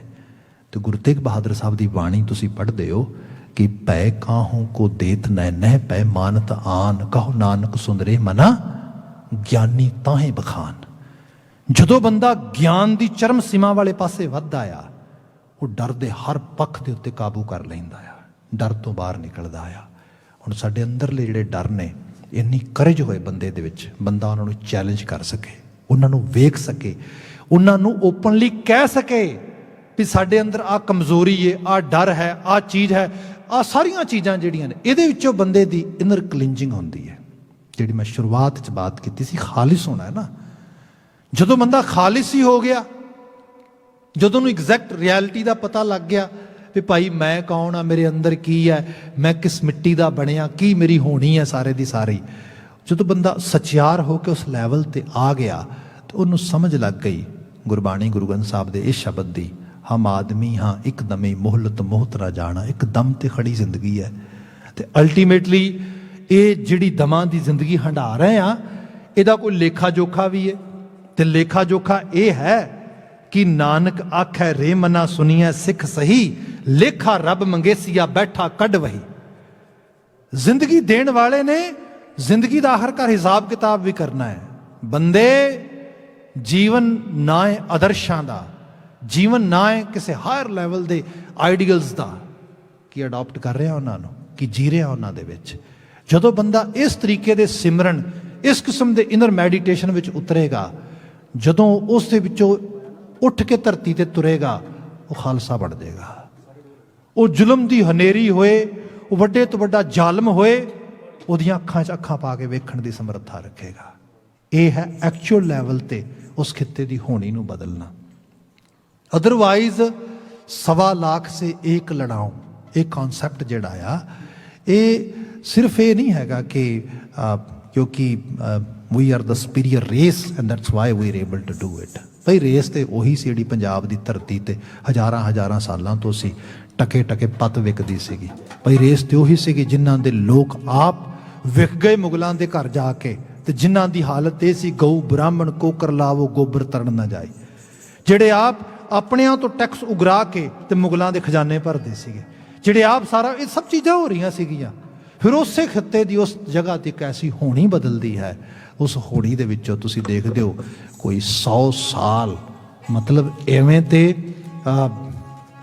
ਧਰਤੀ ਤੇ ਬਾਲਣ ਨਹੀਂ ਬਲਦਾ ਜਿਵੇਂ ਤੁਹਾਡੇ ਬਜ਼ੁਰਗਾਂ ਦੇ ਹੱਡ ਬਲੇ ਉਸ ਖਿੱਤੇ ਨੂੰ ਉਸ ਜਗ੍ਹਾ ਤੇ ਲਿਆਉਣ ਵਾਸਤੇ ਜਿੱਥੇ ਅੱਜ ਤੁਸੀਂ ਕੁਝ ਬਹਾਰੀ ਰੰਗ ਦੇਖਦੇ ਹੋ। ਤੁਸੀਂ ਪੰਜਾਬ ਵਿੱਚ ਜਾਓ, ਈਵਨ ਨਾਰਥਰਨ ਇੰਡੀਆ ਵਿੱਚ ਜਾਓ, ਤੁਸੀਂ 2-4 ਕਿਲੋਮੀਟਰ ਨਹੀਂ ਟੱਪੋਗੇ, ਏਡੇ ਏਡੇ ਕੇਸਰੀ ਨਿਸ਼ਾਨ ਝੁੱਲਦੇ ਮਿਲਣਗੇ ਤੁਹਾਨੂੰ ਗੁਰਦੁਆਰਿਆਂ ਦੇ ਗੁੰਬਜ ਦਿਸਣੇ ਸ਼ੁਰੂ ਹੋ ਜਾਣਗੇ।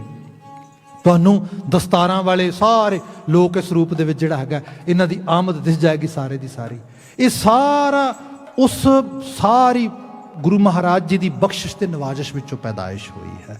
खैर जी मैं नज़म कह रहा सीगा उन्होंने वाइंड अप करके समाप्ति कर देना। वो कहता लोहे के बर्तन में पानी भरा, पानी में लोहे का खंडा धरा, हिलाया वो खंडा जो मैंने जरा तो पानी में लोहे का जोहर घुला। नजर हर कतरा उछलते हुए उभरते हुए और मचलते हुए, उन कतरों से एक बूंद चिड़िया ने पी, धर ली ज़बां उसने शाहबाज की। उन कतरों से किरपान पैदा हुई, मेरी कौम की शान पैदा हुई। ये किरपान जिहड़ी है ये एक्चुअली ये शानो शौकत विचों आई है। कहते उन कतरों से किरपान पैदा हुई, मेरी कौम की शान पैदा हुई। उन कतरों से आबे बका मिल गया, जिन्हों सी आबे हयात भी कहने। अलाही अमृत जड़ा है जिन्हों पीण तो बाद मनुख की समुची होनी बदल जाती, जिसनों मैं बात प्रारंभ की सी। खालसा खास कहावै सोई, जांकै हिरदै परम ना होई। जिहड़ा हर परम तो दुनिया के हर एक लैवल की कन्फ्यूजन डुअलिटी हर किस्म की जिहड़ी इलिटरेशन है सारे तो उपर उठ जाता है। इहो जी सुरत का मालक बंदा मनुख जिहदी होनी शायद बंदा किते काल्पनिक समझदा, उन्होंने रियलिटी दे विच प्रगटा के गुरु साहब ने लियांदा साडे सामने। अज वो उर्स है, अज वो दिन है, आप सारियां दा विरसा है। आप सबनों दी बहुत सारी मुबारकबाद। सिर्फ इतनी इल्तजा है, ऐसे विरसे दे मालक को इनू कुरेदो, फॉलो, पढ़ो, समझो, एहसासो। तो मैं गारंटी करदा, मैं तुहानूं ये नहीं कह रहा इनू जियो, क्योंकि जो तुसीं इस लैवल ते इहदे नाल एसोसीएशन बिल्ड करोगे ना, फिर जीण तो बिना रह नहीं सकोगे, फिर खालसा होके जी सकोगे। फिर सोच होएगी। इस प्रोफैसर पूर्ण सिंह की किताब है खालसे दा आदर्श, जी इच्छा होए तो जरूर पढ़ियो जे एक बारी, फिर बंदे का आदर्श बदल जाता है। खैर आउंदे कल कुछ गुरबाणी पाठ की बात करांगे, क्योंकि आखिरकार गुरु साहब ने 2 बारी विसाख की गल तो डायरैक्टली की है ना, कि जिहड़ा वैसाख भला साखा वेस करे, उदों ही भला हुंदा जदों साखावां नूं वेस पैंदा है। तो वैसाख तिरन क्यों वांडियां जिन्ना प्रेम बिछो, इहदी बात कल शाम के दीवान दे विच अज लई समाप्ति। ढाडी वीर आए ने, ये तुहाडे नाल अगली हाज़री पाउणगे। मैनूं इजाजत देनी, कह देना जी वाहिगुरू जी का खालसा वाहिगुरू जी की